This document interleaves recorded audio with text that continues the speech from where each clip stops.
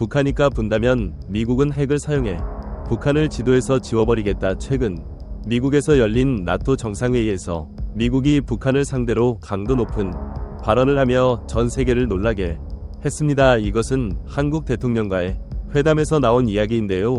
과연 미국 정부는 어떤 생각을 가지고 있는지 지금부터 알아보도록 하겠습니다.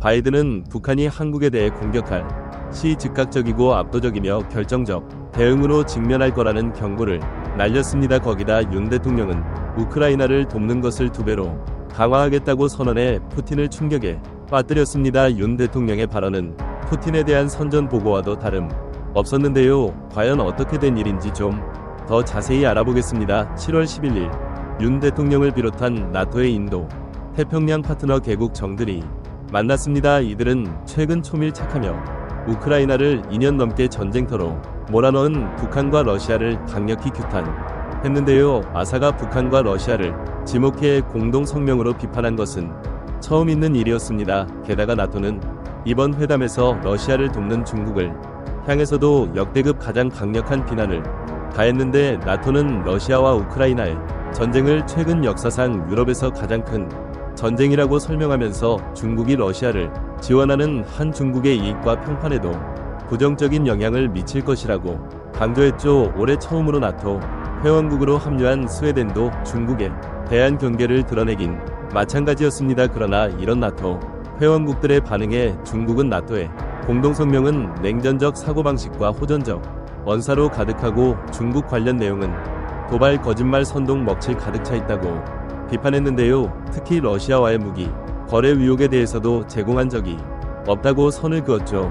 한편 윤 대통령은 우크라이나 전쟁이 장기화되고 있는 원인 가운데 하나가 북한 때문이라고 지적했습니다. 이어 러시아가 북한에 제공할 수 있는 군사, 경제 지원은 한반도와 인태 지역의 안보 위협을 가중시키고 있다며 한국 역시 우크라이나에 대한 지원을 약 2배인 331억 원으로 늘리겠다고 밝혔는데요. 2배를 올리기로 한 나토 신탁기금은 위약품과 연료 등 비전투 군수물자를 제공하는 데 사용될 예정입니다. 한국 측 이런 강력한 발언은 현재 한국 무기 위상과 더불어 군사력에 대한 자신감에서 비롯된 것으로 평가되는데요. 한국은 59조 5,885원의 국방 예산과 50만 명의 현역 병력을 바탕으로 세계 5위의 군사력을 자랑하고 있습니다. 특히 러시아와 우크라이나 전쟁의 장기화로 세계적 군비 확장 기조가 지속되면서 세계 방산 시장에선 한국산 무기의 존재감이 무섭게 커지고 있는 상황이죠. 지난 2022년엔 폴란드의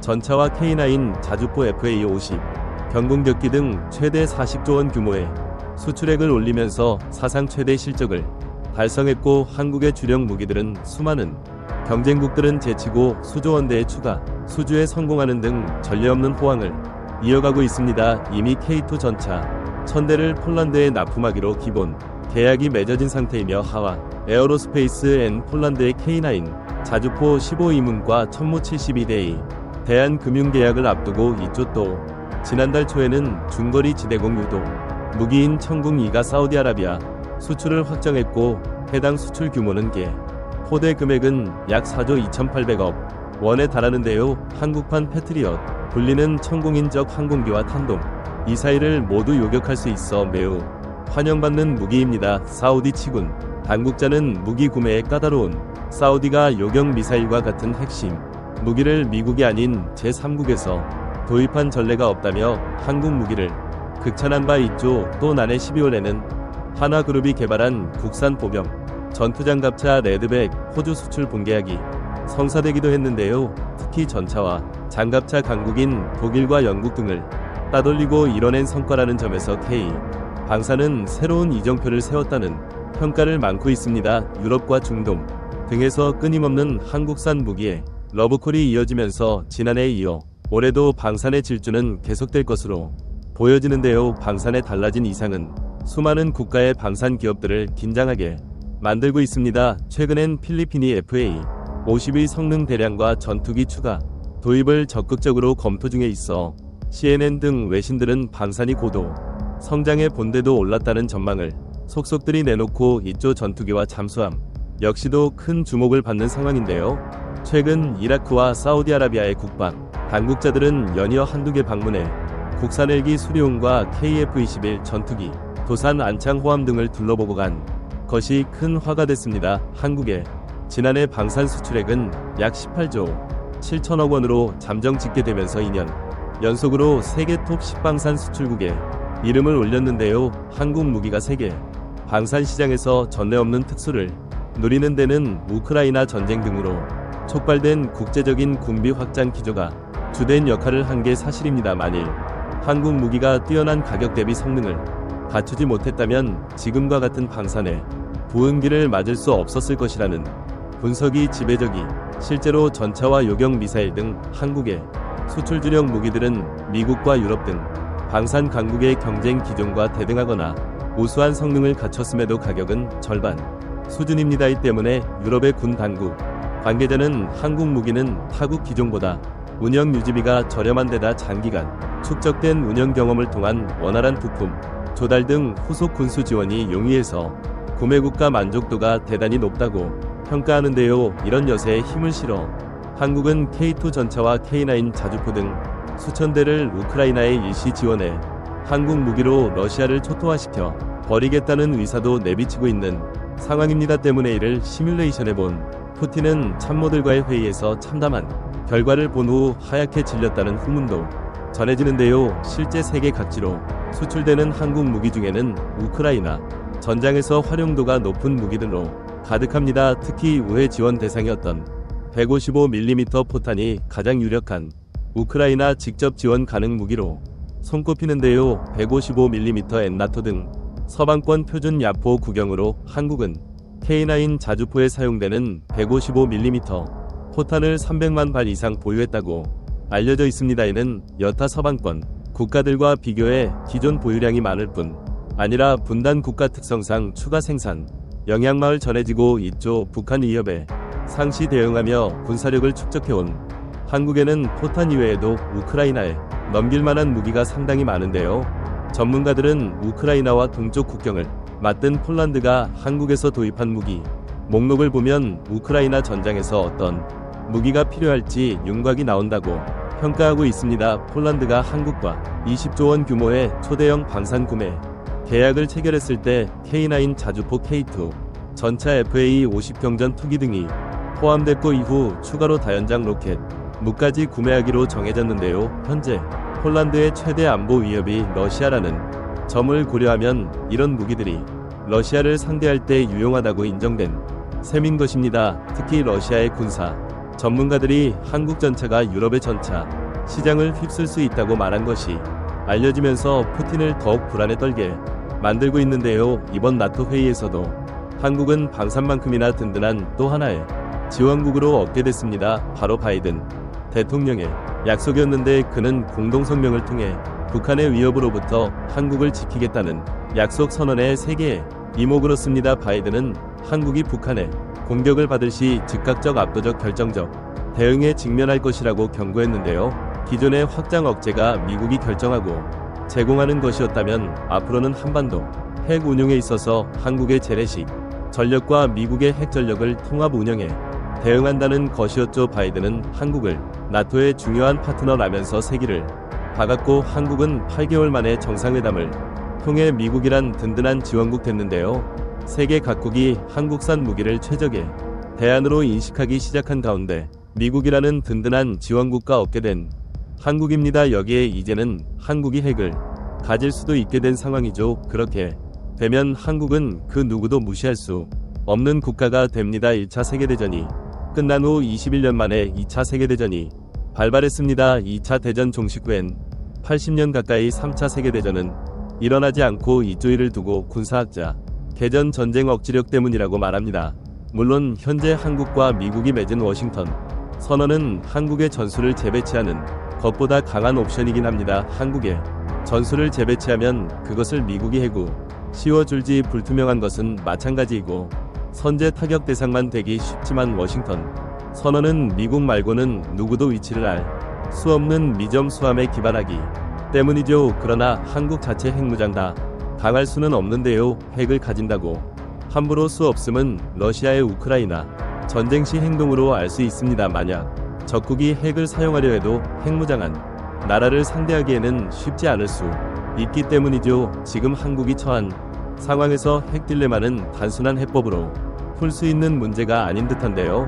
특히 최근 러시아와 북한의 관계 강화, 그리고 미국 대선으로 인한 정책 변화, 가능성은 상황을 더욱 불확실하게 만들고 있습니다. 실제로 트럼프가 북한, 김정은을 만난다면 러시아에게 무기 수출을 중단하라고 요구하게 될 것이며, 우크라이나 전쟁이 끝나면 북러 관계도 끝날 것으로 보고 있다고 설명하고 있기도 한데요. 그렇게 되면 한미 공조도 더 강화되고 아시아 태평양 지역 동맹 관계도 복구될 뿐 아니라 미국이 북한을 직접 통제하게 될 것으로 전망됩니다. 결국 한국은 자체 핵 개발을 통해 핵을 손에 넣게 될 수도 있는 상황이죠. 그렇게 되면 한국은 그 누구도 무시할 수 없는 국가가 됩니다. 1차 세계대전이 끝난 후 21년 만에 2차 세계대전이 발발했습니다. 2차 대전 종식 후엔 80년 가까이 3차 세계대전은 일어나지 않고 이조이를 두고 군사학자 핵의 전쟁 억지력 때문이라고 말합니다.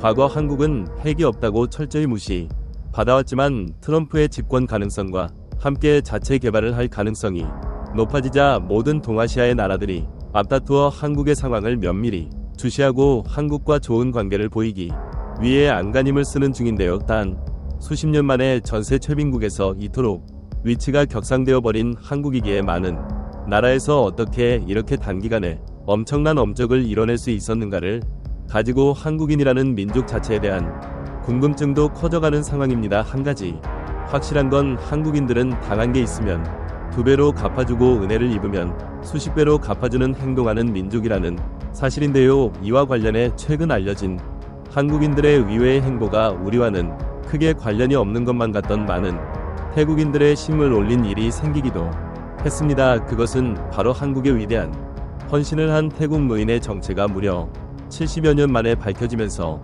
시작되었다고 하는데요. 태국에 사는 93세의 고령의 노인 차름 셋단 그는 빈 병이나 오래된 물건을 모아 팔며 적은 수입으로 수십 년간 10명이 넘는 가족들을 책임져 왔습니다. 하지만 최근 집세가 오르며 금세 무너질 듯한 허판 환자집에서 쫓아온 가족이 쫓겨나야 하는 위기에 절망하고 있었는데요. 그런데 그가 알고 보니 어린 나이 한국전에 참전에 목숨 바쳐 한국을 지켜낸 참전 용사라는 충격적인 소식이 밝혀졌습니다. 아시아에서 가장 먼저 군대를 보낸 태국 난생 처음 겪는 혹독한 추위를 견뎌내며 싸운 자름새 땅은 그 위대한 노고에도 참전 사실이 밝혀지지 않은 채 힘들게 살아왔습니다.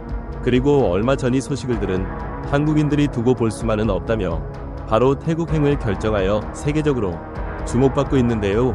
그리고 이 한국인들의 실행력의 놀라움을 금치 못했습니다. 실제 영국에서 꾸준히 감사를 전하는 국가는 한국뿐이라며 극찬한 바 있듯이 한국은 감사함을 잊지 않고 은혜를 보답하는 국가로 알려져 있습니다. 또한 국가를 대신해 나선 한국인들의 행보 또한 박수갈채를 받고 있죠. 그리고 이 중심에 있는 한국 기업인 프레시 이들은 수십 년간 도움을 받지 못했던 참전 용사를 위해 태국으로 떠날 것임을 밝혔는데요. 이 기업은 얼마 전에도 필리핀의 한 노인이 자신의 가난이 대물림되며 손자 손녀가 학교도 못 가는 것에 괴로워하다 세상을 떠난 소식을 듣고 아이들의 장학금 지원을 결정하며 할아버지의 위대함을 몸소 체감하게 하였고, 필리핀을 올린 한국인들 위하며 70여 년이 흘렀음에도 잊지 않고 도움을 준 한국인들로 극찬을 받은 바 있습니다. 실제 참전용사의 후손들은 이 기업의 후원으로 전기공학자, 체육교사, 경찰관 등 새로운 미래를 시작했는데요. 또한 아프리카 대륙 에티오피아 참전용사와 가족들의 눈수술을 지원하며 새 세상을 보여주었고, 작년 625 참전용사가 생활고로 반찬을 훔쳤다는 사실에 서울에서 부산까지 달려가 지원을 하며 국내 뉴스에 보도가 되기도 했습니다.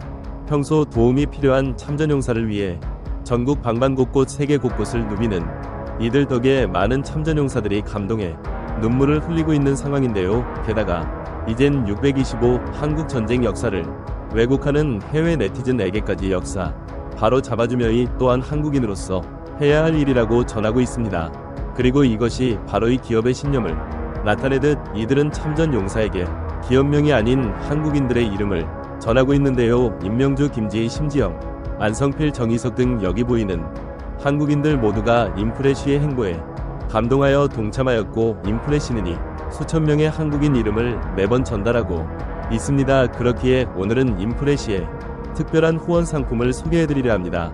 625 참전용사 분들에게 후원드는 티셔츠는 싱즈 22 멤버 지금의 한국이 있기까지 여러분들의 희생과 헌신이 있었습니다. 감사합니다라는 문구를 담아 여전히 전쟁에 참전한 것을 후회하지 않는 참전용사들에게 감사를 전하며 태극기 062호 등의 상징적인 포인트로 역사를 기억하자 전하고 있습니다. 또한 해당 티셔츠의 수입금 일부를 625 참전용사에게 후원한다고 하며 동참한 한국인들의 이름은 매일 홈페이지에 업데이트되고 있습니다. 국가를 대신해 감사를 표하고 역사를 알리는 기업 인프레시 많은 동참 부탁드리며 구매처는 고정 댓글을 통해 확인 부탁드립니다. 프레시는 한국을 비롯한 16개 참전국 참전 용사 지원을 목표로 하고 있습니다. 많은 분들의 응원과 격려가 프레시가 한 걸음 나아갈 수 있는 원동력이 되지 않을까 싶습니다. 감사합니다.